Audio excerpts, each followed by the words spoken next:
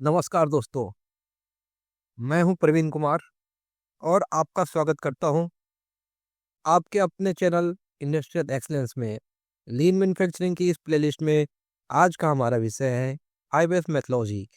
आइए जानते हैं कैसे यह प्रोसेस आपकी वर्क एफिशिएंसी को बेहतर बनाती है और आपके वर्क स्पेस को व्यवस्थित करके रखती है। सबसे पहले हम लोग 5S का इंट्रोडक्शन जानते हैं।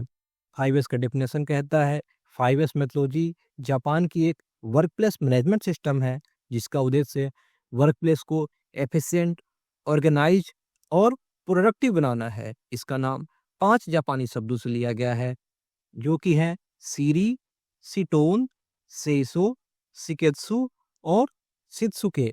अगर इन 5 शब्दों को हम अंग्रेजी में कहें तो sort, set in order, shine, standardise और सस्टेन।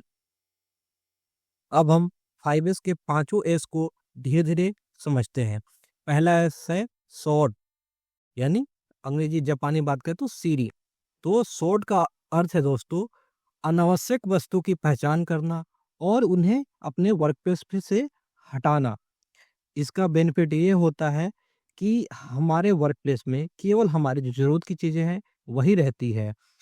उदाहरण के लिए अगर हम बात करें तो प्रोडक्शन प्लांट में पुराने और खराब इंस्ट्रूमेंट को हटाकर जगह बनाई जा सकती है। जैसे कि दोस्तों अभी हम लोग एग्जांपल के तौर पे इस फोटो में देखें, ये कार्यस्थल, ये वर्कप्लेस बिल्कुल ही अव्यवस्थित तरीके से दिख रहा है। यहाँ कई ऐसे empty box, empty carbonated box दिख रहे हैं जिनकी आई थिंक जरूरत नहीं है और डस्टबिन की भी यहाँ पे जरूरत नहीं है। डस्टबिन की जगह डस्टबिन के पास होनी चाहिए। तो यहाँ सॉर्टिंग करके यहाँ से अनावश्यक चीजों को हटा करके एक बेटर वर्क प्लेस बनाया गया है, ऑर्गेनाइज वर्क प्लेस बनाया गया है। हमारा अगला एस है सेट इन ऑर्डर, यानी चीजों को व्यवस्थित करके रखना। सेट इन ऑर्डर का मतलब है कि हर वस्तु के लिए जगह हो और वो वस्तु अपनी जगह पर हो।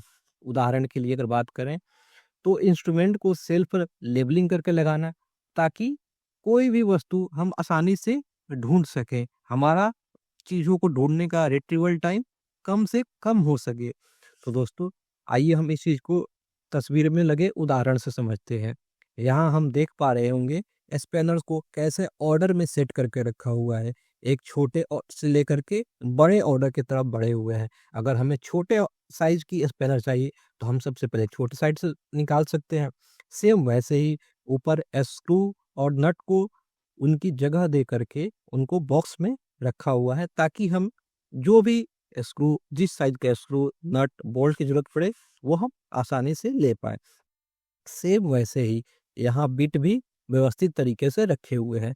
तो ये हमारा एक सेट इन ऑर्डर करके सिट ऑन करके व्यवस्थित तरीके से रखा हुआ वर्कप्लेस दिख रहा है।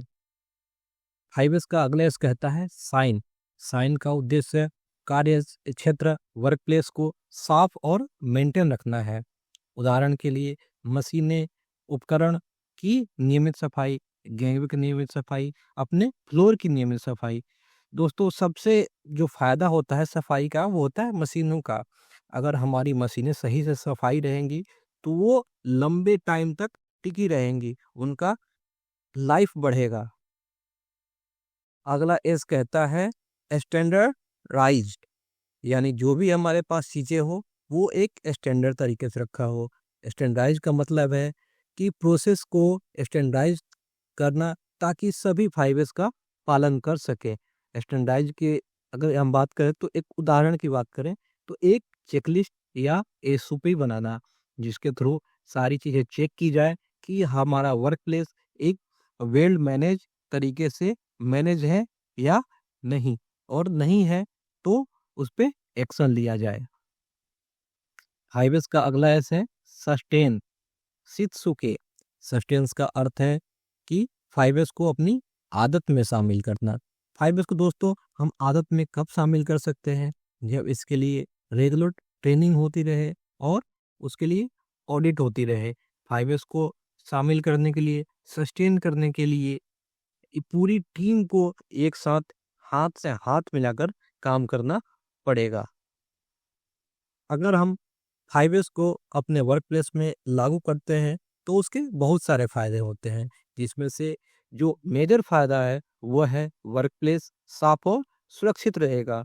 सेकंड, प्रोडक्टिविटी में वृद्धि होगी। नेक्स्ट, टाइम और रिसोर्स की बचत होगी। टीम की वर्क एफिशिएंसी में सुधार होगा। दोस्तों, 5S मेथोडोलॉजी सिर्फ एक प्रोसेस नहीं बल्कि एक आदत है। इसे अपनाकर आप न केवल अपने वर्क प्लेस को बेहतर बना सकते हैं बल्कि अपनी टीम की वर्क एफिशिएंसी को भी बढ़ा सकते हैं। हमें आशा है यह जानकारी आपके लिए उपयोगी होगी।